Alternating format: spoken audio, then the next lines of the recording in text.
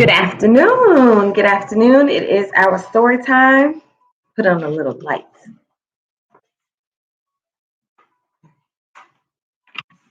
That's better.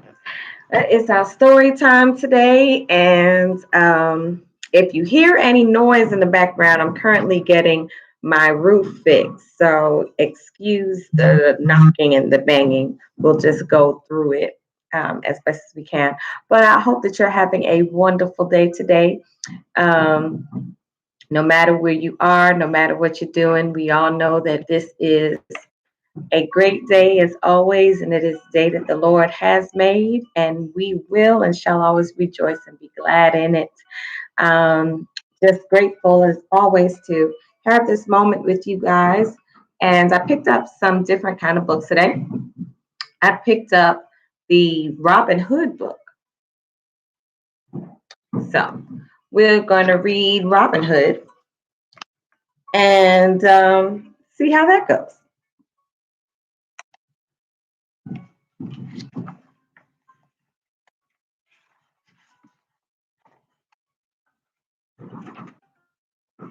So this is the story of Robin Hood, very famous Disney classic.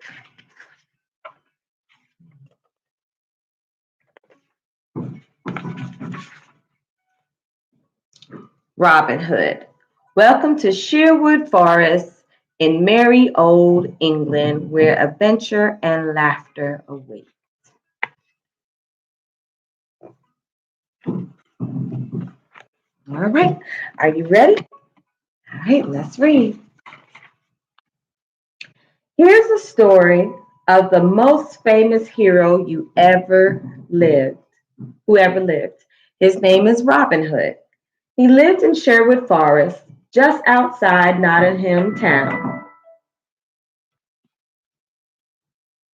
But his big friend Little John and his outlaw band of merry men. Yes, Robin Hood was an outlaw. So Robin Hood was an outlaw that lived with his big friend. What was his name? Big friend Little John. That's Little John. Doesn't look quite little, right? And that's Robin Hood.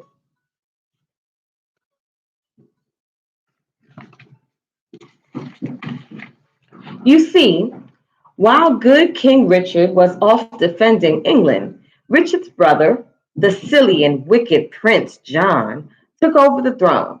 Prince John was just as greedy as he was silly. There were more taxes and gold he collected. The more he got, the more he wanted.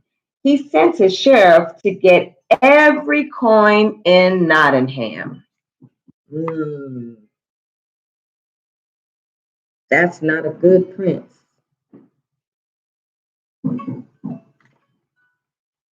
Robin and his band of merry men fled to the forest and became outlaws. They outsmarted Prince John at every turn. They stole the gold from the rich and they gave it back to the poor. And Robin was the boldest, craftiest of them all. There goes Robin Hood and Little John. As I said, because the king or the prince would steal from the poor, Robin Hood made sure that the poor got their money back.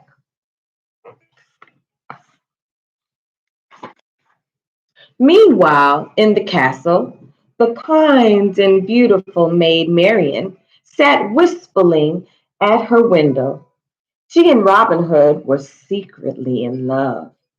She wished they could marry, but then she said, he'll probably forgotten all about me. Poor lady.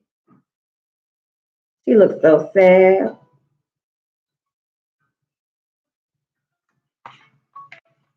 And deep in Sherwood Forest, Robin Hood was thinking of his lady love. I love her, he told Little John, but it just wouldn't work. She's a high-born lady of quality. You see? So while she was thinking of him, He was thinking of her. Oh, isn't that sweet? And interesting enough, neither one of them thought that they would like, what the other one would like them. Interesting. One day, a grand event took place, the tournament of that golden arrow.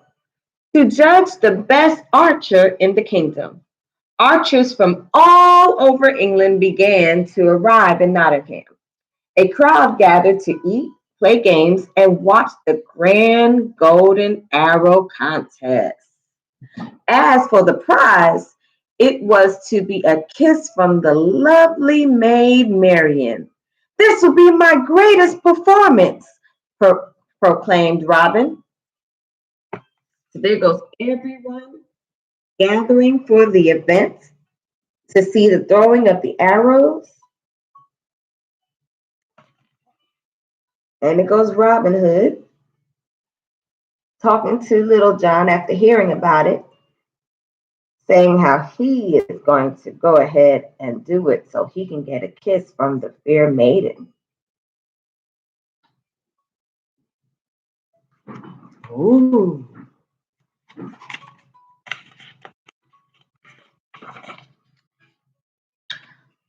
The fanfares sounded and the drums rolled to announce the start of the contest.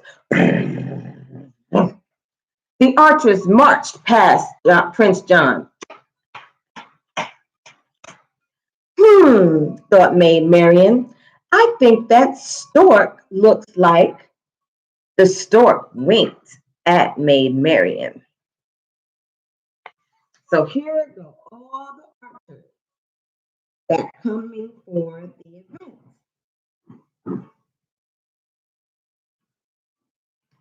And who do you think this person is? Mm-hmm. Could that be Robin?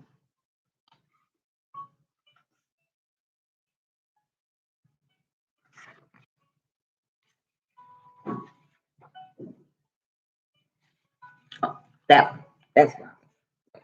Robin. Mhm. Of course, the stork was the best of all the archers. Even when the villainous sheriff tried to mess up the stork's aim, crack, he hit a perfect bullseye every time. Prince John smiled slilessly. The best marksman in the kingdom could only be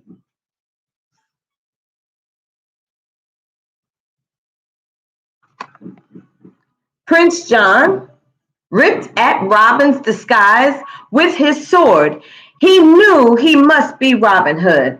No other archer could be that good. Seize him, Prince John ordered his guards. So Prince John knew the trick that Robin Hood had because Robin Hood was the best archer there was.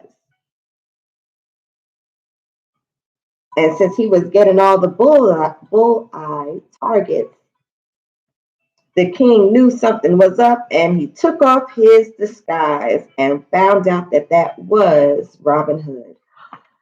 Oh no. But Robin Hood had good friends. They battled the guards, fighting them. And Robin Hood was saved from Prince John. Hooray! Hooray! Long live King Richard, shouted Robin as he scooped up Maid Marian and disappeared into the forest. He rescued his fair lady. While Alanadine sang of life, laughter, and love, Robin Hood and Maid Marian joined the merry man dancing along all night. Oh, don't they look happy?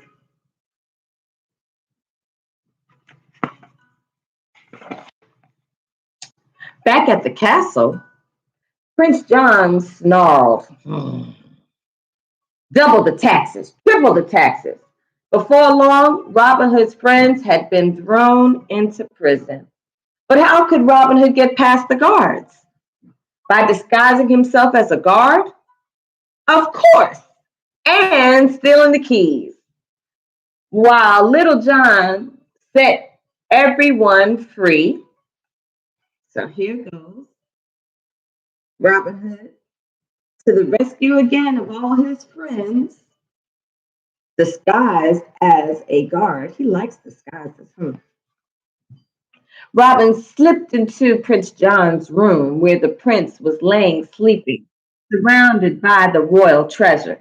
Robin rigged up a rope and pulley to lower the sack of gold out the window to the merry men who were waiting there for him. So there goes Robin Hood, getting the gold from the prince, and he tied up a little thingamajiggy to get the gold from his possession. Robin Hood is the outlaw, but he's a good guy. Robin Hood had just began his escape when Prince John woke up.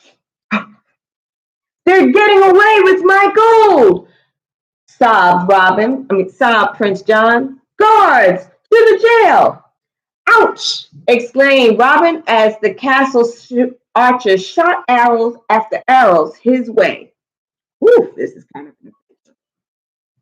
so Robin was trying to get away, but he was getting hit by some of the arrows.